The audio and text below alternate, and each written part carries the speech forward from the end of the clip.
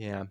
Cool. Well, let's get started. You spent 7 years working as a professional Yeah. archaeologist. Is that right? Before making your way into games? What led you to archaeology as Yeah, a that's a really good question. So I think it's because back at like secondary school, I studied what was called classical civilization as an A level. It was between the ages of 16 and 18 before going off to university. I really enjoyed that because it gave like a general kind of, or it was an A level where you were looking at like archaeology, history, with kind of things to do with like the classical world. And then I realized, okay, I want to look at classical archaeology specifically. So did that at university, needed to get a job and got a job as a field archaeologist in London. Did that for several years, working on construction sites, areas that were going to be developed, doing various bits of field work on those sites. Then I was a heritage consultant in London, was on the archaeological potential of sites in the planning process, gauging what archaeological work needs to be done in advance or during specific developments or yeah, yeah, potential. yeah. When you say classical archaeology, for someone who Yeah. knows a little bit about archaeology, what does that mean? Does that refer to the method or the time period or both? Yeah, so that was the time periods, classics as a whole, like ancient Greek and ancient Roman kind of periods. But I was really interested in Bronze Age Crete specifically, had a very specific interest from around roughly 3500 BC. I specialized in this a while ago, so I need to remember the dates. Yeah. Anyway, just to put it in context. So I was quite interested in actually like the classical actually weirdly enough, like yeah, that makes sense. I suspect that this is you mentioned that the work that you're doing, like developers would call Yeah. someone like you when they're or the city. And in part that is, I'm sure, a function of living in the United States. We have Yeah. indigenous artifacts in terms of like representation. There were not like the cities that we have, the ancient cities we have in the United States do not map directly on where ancient cities were. Like the Mexico City, the United States doesn't have as much of that. One of the largest indigenous cities, I believe, is like in the center of the country. It's like under Yeah. Indiana or Ohio, and a huge city, but there's not like Chicago Right, is not right, built right. on top of Exactly. it. But I suspect that are some of these like more issues with like European cities where there's less there's less space. People have been building on top of certain areas like Yeah. for Yeah. for a long time, as opposed to places in the Americas where there might be more space for people to move around, and you see less of these kind of continued Um, development. The Roman lasagna thing, every tour guide in Rome always tells you Rome's it's like a yes, lasagna. exactly. It's Yeah, very the hard to different build it. layers. There's always something that Yeah. you can pull up. Yeah. But No, yeah, totally true. so when you made the transition, when you started thinking about engaging with games, did your colleagues in archaeology understand what you were thinking Mhm. about? Were you having dialogue with them? Like, hey, I'm thinking about like moving in this particular direction. Were they That's a great. open for you moving from a physical world into a digital Okay. one? Discovered video games archaeology or archaeo gaming in the mid 2010s. On that Oh, was, interesting. when it was Twitter, it was still toxic in some ways, but not wondering. It was very much in a way like an online community. There were like a few archaeologists here and there that were very interested in this area. That's how I first came across it. In terms of my day-to-day work, those people had never heard of this, not surprisingly. And when I bring up, I was doing sort of my own independent research on the side. Some people were just a bit confused. Why are you doing that? I guess it just didn't seem relevant to them. But having said that, I think there were people who were curious about it and could see where the applications were. Over time, more and more people in the archaeological community do see the relevance or value in it. But especially in the mid 2010s and onwards, people were very confused. Anyway, which does make sense. I think with games, there's a perception for people, academic, there's serious Yeah. siloing that happens inside the academy. People that have their thing. And when you start thinking in an interdisciplinary way, you're stuck Mm, between these like worlds. And I think the study of games has been challenging because the application is really spread across the mhm. engineering and technical side, but games as literature, Yeah. you can look at as poetry, you can look at the visual elements, there's the interactive systems. Games as a medium are almost Mm, so rich, it becomes very hard to focus on yeah. one specific thing. Sometimes the place that you're coming from may not recognize where it Yeah. is that you're trying Yeah, to go. definitely. And even now, I talk to people and they don't understand something beyond something very specific for them. It is what they are. And I know it's a thing in games discourse and people in the industry who feel like they want to be taken as seriously as film, but it's true. People Yeah. don't. I've met people who are like, well, you could do game studies like film studies, but they, for them, that's just It's interesting, Yeah, yeah. still prevailing kind of. I think that's true. It's Yeah, true for film studies. Move from yeah, epic poetry to lyric poetry. It's just we just don't. I guess the difference is we're not privy. It's because we're living through it and it feels very present to see this mm, sea change. But I suspect there's just as much yeah, skepticism around yeah, film as in during yeah. early days. But I don't know. Maybe not. People. It was pretty magical. So you have Yeah. hands-on excavation experience, assessing finds, writing planning assessments that you do in like field archaeology. How is some of those like the tactical elements Yeah. of being a field archaeologist, how has that maybe shaped how you approach game Yeah. analysis? Has it shaped the questions you ask? If you can see a direct line between that hands-on approach and the work in archeo gaming. It's a really interesting question because I think there is, I guess, one of the ways in which people immediately have a disconnect between this idea of archaeology and video games is that archaeology is very much about materiality, like you're saying. Like that is kind of the focus of the field. If Yeah. you are a field archaeologist, yeah, it's literally that embodied experience of being on a site, even apart from, yeah, even just like touching soil. And that's a way of gauging different contexts. When you're thinking about digital space, that can be challenging because you're thinking about an immaterial space. However, it has influenced me to think about the experience of play as not being like what is happening on the screen.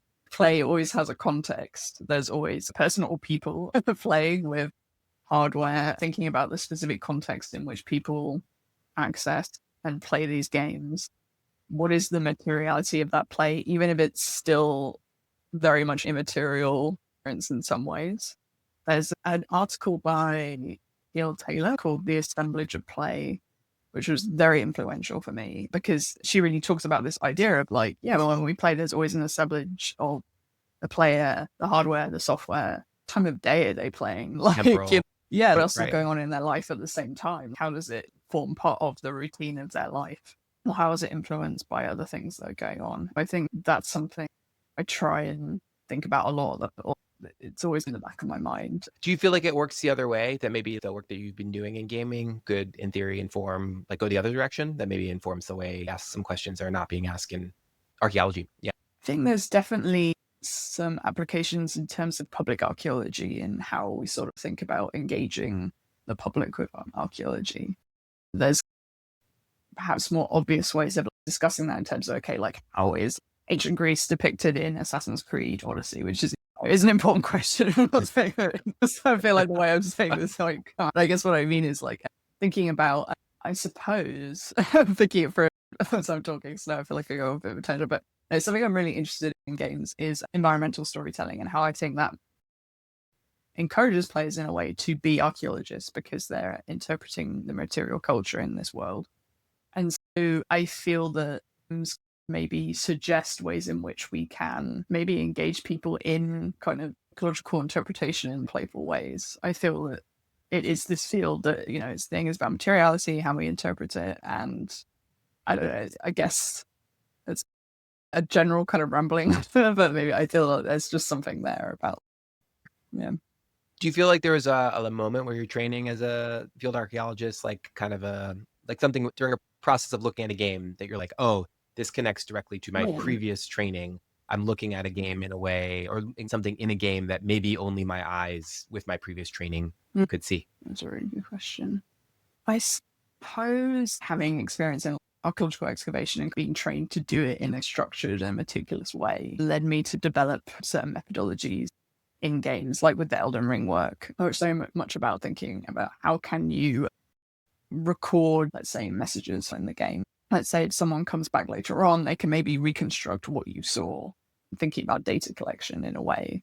And thinking about, because I was very much trained to, when you're a field archaeologist, you excavate something, you fill in context sheets, but you also take photographs and draw plans. There's this level of redundancy. You have these like multiple types of record that are all referencing each other. That's something that I was then, when I was thinking about games and how they are very complex pieces of media, trying to record them in any way is the case. Ideally, you would have these different types of records, I think, of the experience. Though even as I say that, there's lots of different ways you could take that. Yeah, that makes sense. Let's talk about the Elden Ring paper. Tell me a bit about like what led you to Elden Ring. You described it as being the first formal archaeological survey of a Yeah. mostly single player game. That's a big deal. Yeah. Tell me a bit about what led you to Elden Ring, what the work entailed, and that process of So, developing the game. the reason why I chose Elden Ring is actually a funny reason. Extreme difficulty. I never played any of the other From Software games. Wow. Okay. They really scared me, actually. I found these games very intimidating as someone who doesn't necessarily see themselves as a gamer, so to speak. And so I think this isn't the only reason. Oh, things about the game that meant that it was interesting to study in this way. But It is become a bit like spicy ones or hot Mm. peppers, where it's like, well, this is extremely spicy. The Scoville units are off the charts. I don't think it's for me, but maybe I yeah, should that's try it. I'm true. not going to Yeah, I enjoy know it. that in a strange way made me think, okay, I'm going to try and study this game because I guess it was a challenge to myself. I was very curious about it. And I understood already that there was this asynchronous multiplayer features, like messages that you can see, and also player blood. Right. So even though it is predominantly a single player game, there are traces that other players leave behind in the landscape. And that suggested an archaeological approach in thinking about traces of people's activity in this virtual landscape. How can we record them? What can we learn from that? Right. The work is the clearest translation of thinking about archaeological methodologies and transferring that to digital space. And these bloodstains, these are messages that players can leave at any moment. They're accessible to all players in the world, and they have a variety of it's a mixture of humor. Yes, I guess like any notes left exactly, in a exactly. Yeah, in yeah, the yeah. world. That's right. It's Scribblings on the bathroom wall. It's it a mixture is of exactly like that, I think. And with the messages, it's interesting because the server will kind of give you what seems to be a random selection of them in a given location, and they load in and out. When you're doing an archaeology of the player messages and the bloodstains, because they also load in and out as well. You're also doing an archaeology of the server, so it's this thing of there are almost different levels as you're observing this and thinking, how is the algorithm for this game deciding on what it shows you and at what point? As far as I know, there's no data about that, or we don't know how that works. People have tried to hack it, Yeah. and then I think you can see there's a recency bias in terms of when messages were posted. But other than that, I don't think we have a full understanding of how that works. That makes sense. So did you do this Yeah. manually? Yeah. Did you go So, through and kind of, yeah, oh my this, yeah, gosh. this is the interesting thing about it. Do you feel like that is a skill set for Yeah. being an Yeah. archaeologist? I feel like there are some, I mean, I guess like doing Yeah. things manually I part of the guess process. kind of it was a very laborious process, I will say that. And get into the nitty-gritty of it. It's a very laborious. I chose two sites which weren't too big, but they were kind of self-contained in a way. One of them is the Church of Ella, which is a very early game location where there's a site of grace, a place where you can save your game. There's also a merchant and somewhere you can upgrade weapons.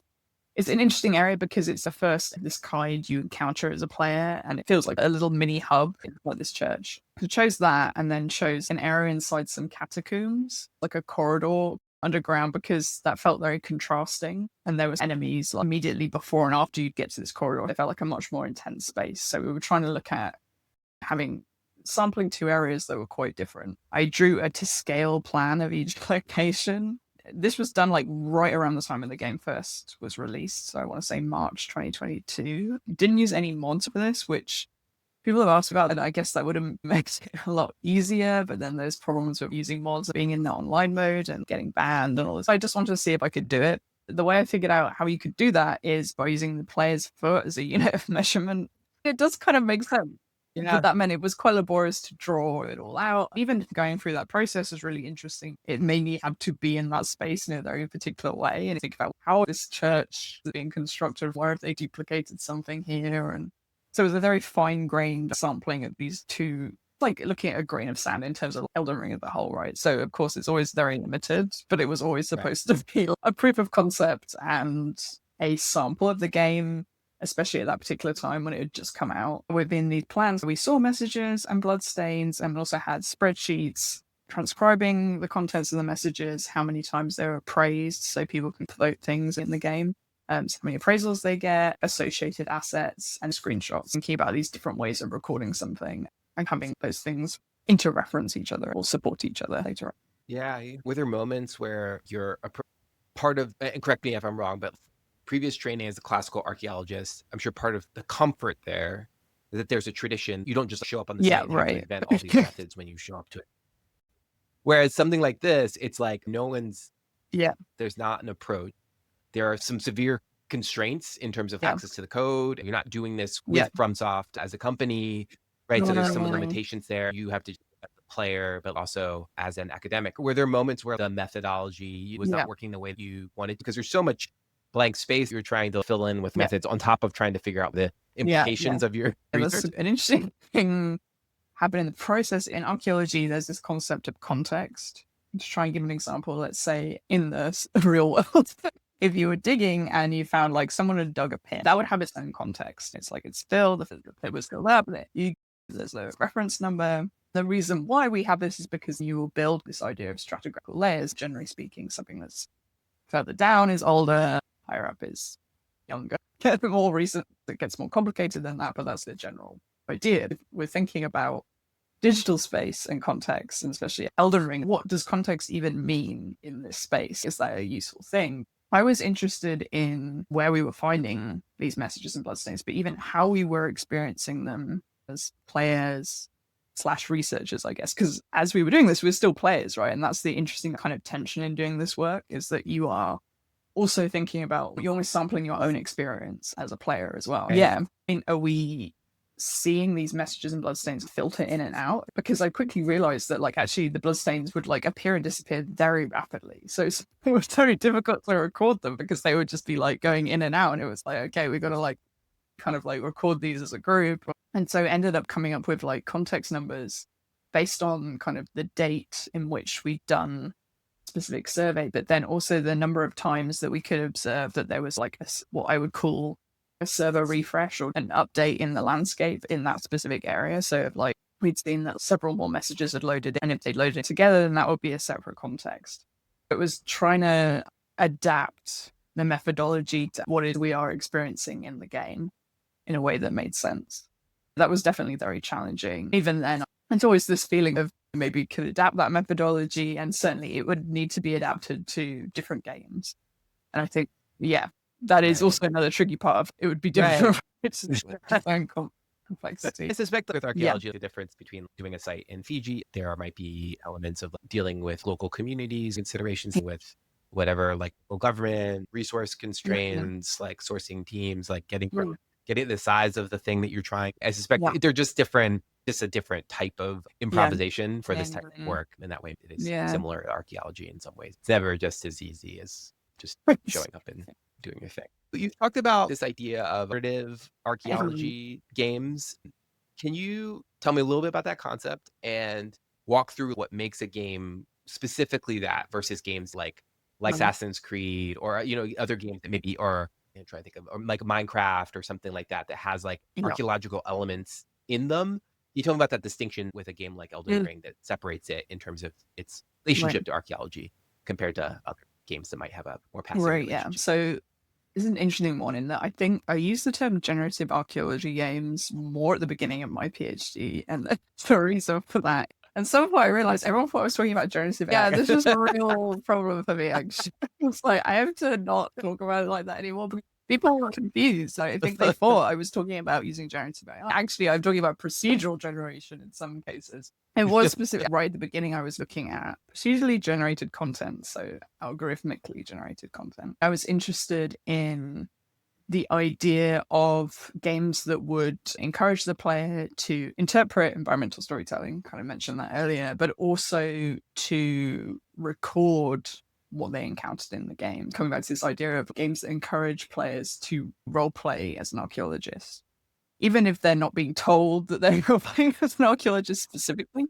Okay. They are interpreting the environment and what happened there in the past, trying to figure out things based on material culture, and then being encouraged to maybe take notes or make records of what they found, which is also a record of their own gameplay. This relates to some research I did on a game I co-developed with my supervisor, which is called Nothing Beside Remains. And it's this very small abstract game. It has a procedurally generated ruined village in it. So the idea is every time you open up the game, it will go through this two kind of layer of simulation where it's almost like it's rolling. The system is rolling the dice a few times. It's like there could be this amount of like houses, this amount of other types of structures. It's quite simple. It simulates 3 different endings to this village. you will get this very simple 2D ASCII style map in the style of the 80s roguelikes. You're just a little @ symbol on the screen exploring this village. The main mechanic is to bump into objects. You're invited to interpret what happened to this place based on what is left behind.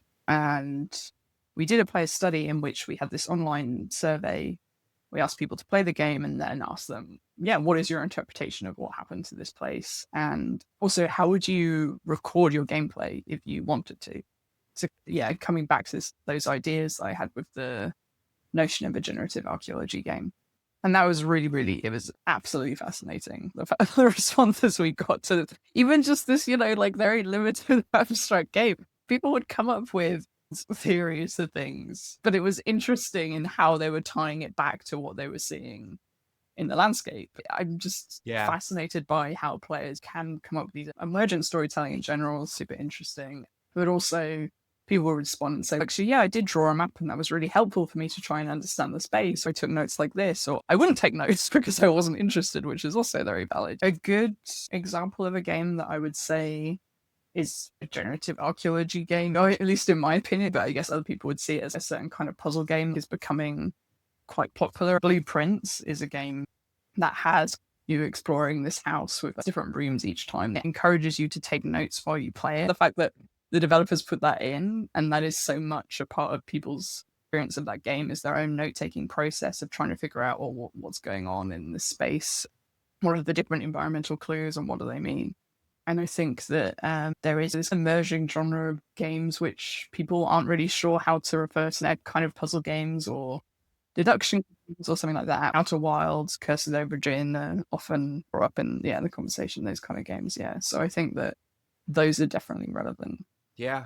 I mean, part of what's interesting for you, I've been thinking a lot about this question about how we understand the history of games. The work that you're doing, it feels like maybe some of the bottom-up histories that you see, so things like Howard Zinn's The People's History of the United States, or these examples of looking at slave quarters, African burial grounds, or looking at some of these approaches to capture the way that we understand what games are to the people who play them at that moment in time, but told from the perspective of players. And it's so important because I just feel like that's sometimes harder to think about. What Criterion Collection, for example, does like a really good job of, restoring movie. Some of these, they do a good job, but they always ask academics, right? It's always like asking an academic how you think about it, or a writer or critic, but they're not doing like interviews with someone walking out of the theater and asking them what they think about that. That reception piece is an important and often poorly understood element of how we think about games and the importance to players. It's not purely like top down or asking the designer what they meant to do. These games were not designed to be archaeology games in that way. They are generating responses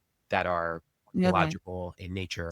That wasn't the intent. I just think that aspect of the work is super interesting. And it's different than just like asking players about, did you like the game? Did you not like the game? It is creating this spatial representation of the thing they were doing at that time. The other thing I wanted to ask about was, you've connected queer gaming to some of your work as well. How did you approach that as a topic, looking at Bonnie Ruberg's work, and how did you approach coming to that work, the queer gaming aspect of it as a part of it? So what I found really interesting is I felt like there were these parallels, archaeo gaming and queer gaming, in that both of these fields and a lot of different stuff under different umbrellas, which is really cool and interesting. I wrote an article called Perma-Life of the Archive or something. It was about like trying to, draw these parallels between these two areas, which I'm super interested in, because sometimes they focus more traditionally on aspects of representation. So like I said before, Egypt represented in Assassin's Creed Odyssey, or how are queer people represented in these video games. But then at the same time, they're also looking at these ideas of maybe queer game mechanics. What does that mean for a game to be queer on that level? Or thinking about what does it mean for a game to invite you to be an archaeologist or to play in an archaeological way. So I just kind of wanted to tease those out, and also think about queer design, archaeological design, the people who make these things themselves as well, and that's also a part of it. The other part of that is how the players themselves are also interpreting and bringing their own life experiences or stories as well. So I think it's just two kind of areas that I was super interested in and wanted to think about, because at least for me, I had some frustrations about gaming being very much focused on these matter perception studies, which is not to say that that isn't important, but I wanted to see more of this stuff where we were looking beyond that. So maybe that was one of the initial motivations for that. You mentioned playing as an archaeologist. What guidance you give to players? And this is one of the things that I am very interested in. A lot of the way that we understand games publicly, it's like it's pretty self-taught. It's not taught in schools. We mentioned film studies earlier. One of the benefits of studying in the arts, like taking an art history class or art appreciation, is it helps connect the chain of this virtuous cycle. People come to experiences with some understandings on top of their own individual tastes and preferences, but there's an expectation that they should think critically about the work and or whether it's like Love Island or The Brutalists or Sinners or whatever. I think there's an understanding by the public, like, oh, I'm going to see a piece of media. I should think about that media. And that's reinforced by having stuff in academics and public training. With games, there's like none of that stuff. It all happens informally. It's on forums, it's in conversations, it's at cons. It's like maybe you go into game studies someday, but there's not a sense that you should be talking about your work in that way. So I guess that's a long way of asking, from your perspective, what guidance would you give to someone who's looking to think about games in an archaeological manner? But how should you approach a game in a new way with that? Such a good question. I guess the start of that is thinking about, and that's, I'm imagining it's a person who has a specific game that they're interested in or focused on, and then it is almost like, because there are academic ways of approaching this, right? And it's not to say that what I'm about to say isn't academic, but I think it is also important to think about what interests you as a person. Like, why are you drawn to this? Because I think that's really important. That is emotional resonance. It's also data if we want to be on that level. I don't know. I think that is a great starting point, thinking about why are you compelled to come back to this and want to either record aspects of the game or record your own experience with it. I think that if you think it's important, then it is a lot. You're already saying that games are such complex media objects. Then there's the question of what do you preserve? How do you do that? It's so hard because every time you do that, especially as an academic, it feels like a value judgment of saying, oh, I think this is worth recording. There will always be things that are lost. The archive is always incomplete. For anyone compelled to record something, that's amazing, because that means that thing will hopefully be captured later on. Just starting from there and thinking about what is the thing I'm interested in and what would best capture that. It could be through photography. It could be through writing a diary about your playthroughs. It could be lots of different things. I think being open to those different methods and finding what works for you in terms of what you're interested in, and maybe sharing that with others. There is already, a culture of fan archiving. We have fan wikis of all kinds of things like Elden Ring. I definitely relied on the Elden Ring wiki for my research, and I've cited it because it's invaluable. It's being able to go and be like, what is this giant, strange, weird sword that someone is wielding? And then I can look at it and be like, someone has written about it. I'm already indebted to those people. Hopefully that's an answer them. Well, let's say 20, 30 years from now, maybe 50 years from now, the work that you're doing sits at this intersection between preservation, creation, critique, and the play itself. What role do you think the games will play in terms of how people engage with the past? What is your hope coming out of all? That's such a good question. I was at the Queer Games conference in Montreal last month, and I was talking about this idea of anticipatory archaeology. The idea of trying to record, anticipating something that we might want to record in terms of play experience and games, community events, something like that. I feel like there's this sense of needing to already anticipate it, record it in the present for the future. I was talking about anticipatory grief, like this idea of anticipating the people in the future, they don't have these things recorded. Someone mentioned to me that was a hopeful outlook.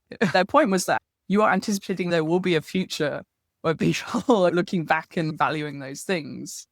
And I guess that it's kind of dark for me to say that I don't know what the future is going to be. Sometimes I think about this in terms of the work I do, like, will there be people in 50 years who are looking back and value these things that have been recorded? But I hope for, like any art form, they are reflexive of the time in which they were made. Look back on games even a few years ago, which we can no longer play. People want to understand how games were experienced in the 80s. I hope this kind of work will give people a deeper understanding of why games are important in the future. I don't know what games will look like in the future. That's also interesting. So I don't know where they will fit in whatever media landscape will exist then. It's hard to think about, but I hope that it won't. Yeah.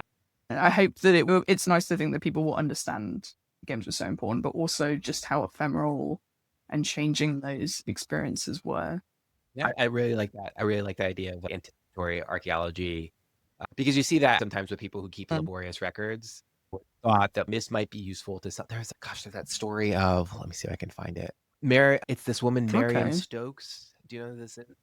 She was a television producer and a civil rights demonstrator. Most importantly, she was Mm. an archivist. She did this massive project where she recorded the 24-hour news cycle for years and recorded everything. Bummer. The archive grew to Mm. 70,000 tapes. For researchers, people doing media archaeology, it's an amazing slice what Yeah, was being transmitted into the public's consciousness because of one person who's like, I'm gonna yeah. record literally like everything that's like on for hours and hours. It's interesting now because of artificial Mm. intelligence. There are more resources now to be able to take that work of like Mm. anticipatory archaeology and something that can be Mm. queried and useful. I think the idea that this is worth recording, and even maybe even that the act of recording maybe Yeah, changes the recorder definitely.